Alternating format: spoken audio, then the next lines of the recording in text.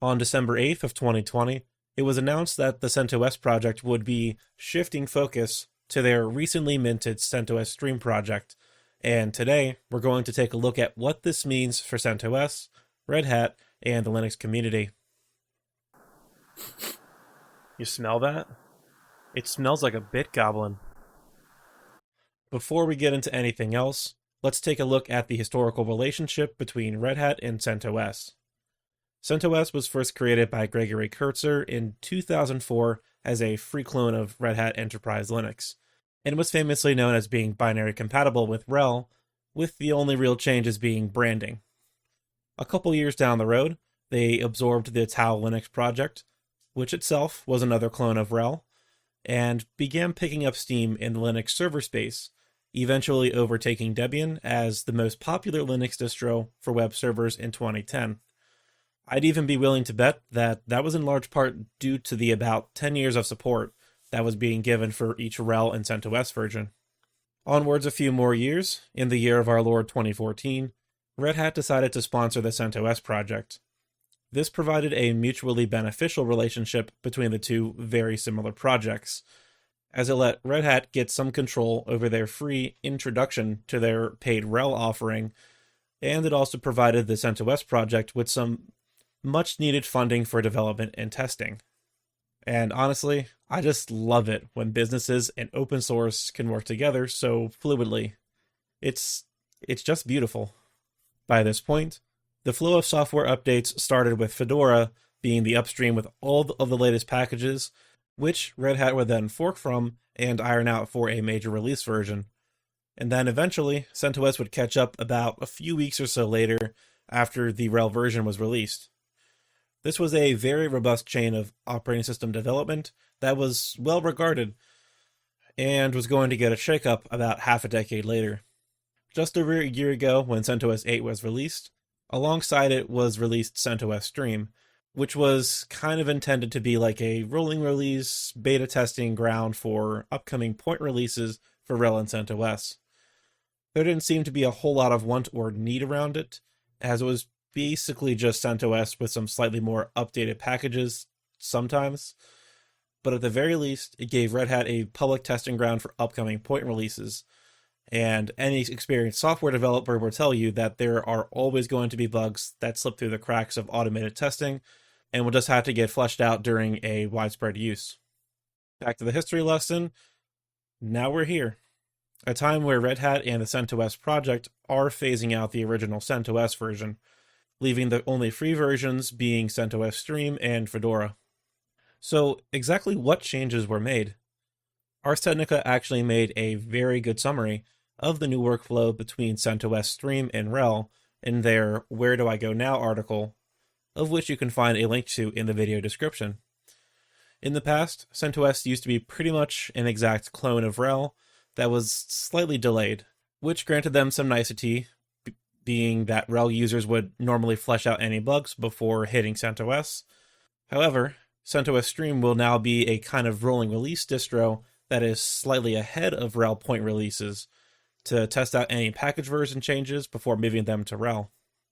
In other words, whenever Red Hat wants to push a new point release, let's just say 8.3, the changes will then get pushed to CentOS Stream 8 first for testing and validation, and later, when all is dandy, those changes will then be pushed to a public release of RHEL 8.3. To me, that doesn't sound like a whole lot of a change, but I kind of understand why people are upset with this. There are two main issues at play here. One, there is no longer a point release model for CentOS versions, and two, people just hate change. For the first point, while it may seem super paranoid, some people just don't want to update to the latest point release versions immediately upon release.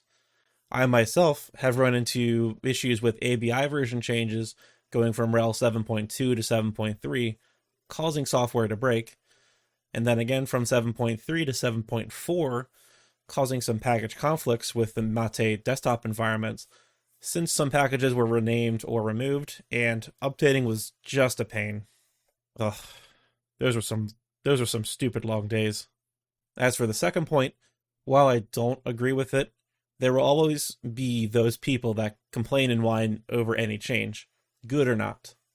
And while this isn't a big change, for a long time, CentOS users have enjoyed being the more tested, slightly slower product behind RHEL.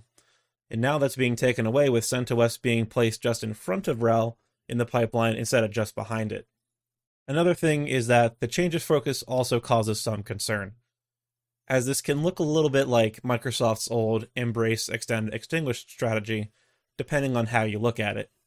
I don't think this is the case, but you can view this whole process as Red Hat embraced the CentOS project by funding them and getting them dependent on that funding, later extending the project with a more seamless process between RHEL and CentOS, and later on adding CentOS Stream, and then extinguishing the main competition to their paid product by cutting the original CentOS distribution.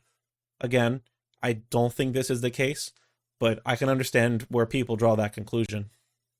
This all begs the question, though, of what or who all brought on this change. I honestly can't tell if this change was brought on by Red Hat naturally, or if this is some sort of IBM using their overlordy powers to force this change in an attempt to turn some CentOS users into paying RHEL users. Initially, I kind of thought it was an IBM move for money, but upon further investigation, and after I let myself cool down, it seems this may just be a simple reorganization of how the various distros fit together, with a little bit of a money push from IBM. Thinking about this from a business perspective, having a completely free copy of your paid product really does not make too much sense without the free product doing something in return for the paid product. Yes, CentOS did provide a kind of gateway into learning RHEL products, but a lot of those users were never going to become paid users anyway.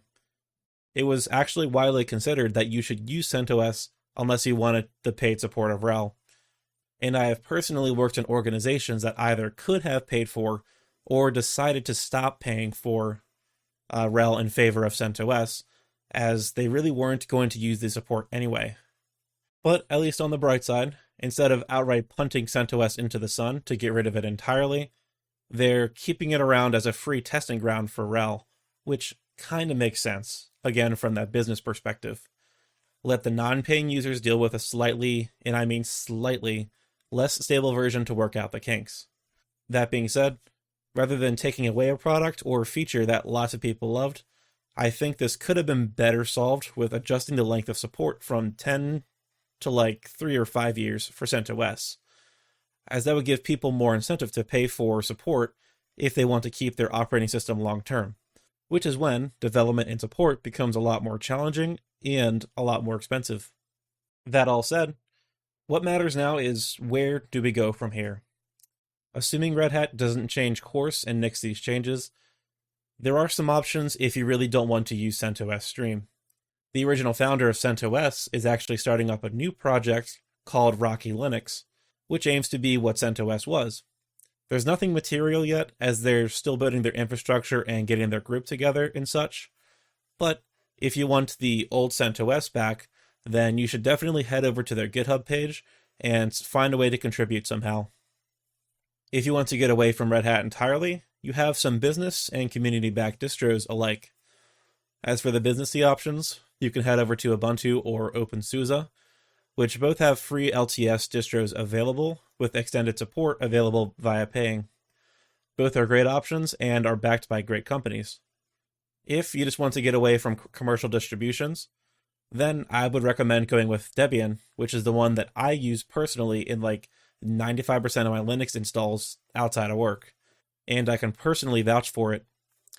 It's rock solid stable, has multiple versions available if you want to test out the upcoming stable releases, and it also has really good support as it is the upstream of Ubuntu, so most, not all, things that work on Ubuntu should work on Debian. If this whole thing has you tired of Linux, then FreeBSD is a good option, as each major release gets about 5 years of first-class support, has a great mix of a stable base OS with a more frequently updated set of third-party software, and is kinda, sorta similar to Linux in some ways, in that it is also Unix-like and has a lot of the same software available to it. Keep in mind, though, that it's not the same, and there are quite a few things that you'll need to get used to. For instance, On Linux, all configuration files are located in /etc, whereas on FreeBSD, the base OS configuration files are in /etc, but the third-party software config files are found in /user/local/etc. A minor difference, but things like that you'll have to get used to. So that was a lot. And personally, I'm kind of sad to see a Linux distro that I've tinkered with and learned a bit on for at least 7 years now is going away. My first Linux distro was Ubuntu 12.04 or 12.10 or something, but CentOS was the first real enterprise OS that I worked with, as that was all before Ubuntu was really getting into the swing of things with their LTS releases. Anyway, I hope I gave you all something to think about in regards to this issue, or at least pointed you in the right direction for where to go from here. That's all for now, and let's hope we can find a way to turn this into a positive step forward for Linux. That's actually going to wrap it up for this video, and I hope you enjoyed it. Go like the video, subscribe to the channel, watch one of the videos down below, or just do whatever it is you need to do to make yourself feel happy. Either way, I will catch you in the next one.